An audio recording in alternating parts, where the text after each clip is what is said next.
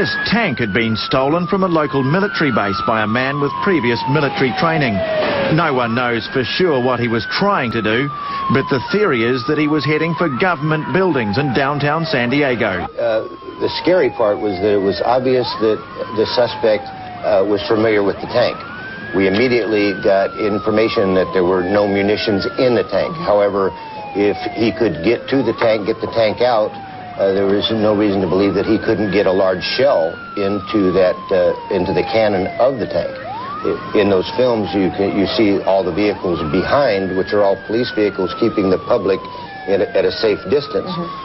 If he had brought a shell into that tank, which would be quite possible, and fired that, it would have cleared 163 in the northbound lanes for many miles. There's a tank in my street. It drove through it.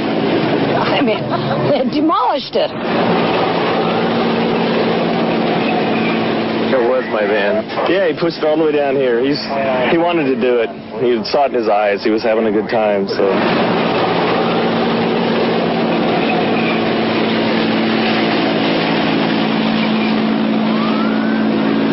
How could anybody just walk into an armory and steal a tank? When he got to the tank, it appears he took some pry bars and broke some of the locks on 2 other tanks before he got to this one.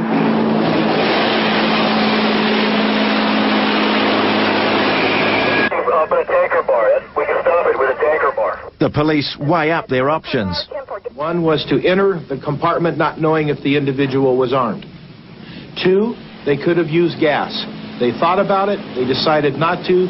Gas would cause the driver to possibly be debilitated and go out of control. And 3, if the officers had entered the compartment when it was gassed, they would be debilitated. The next decision was, should we use lethal force? The officers decided yes, and that's exactly what they did.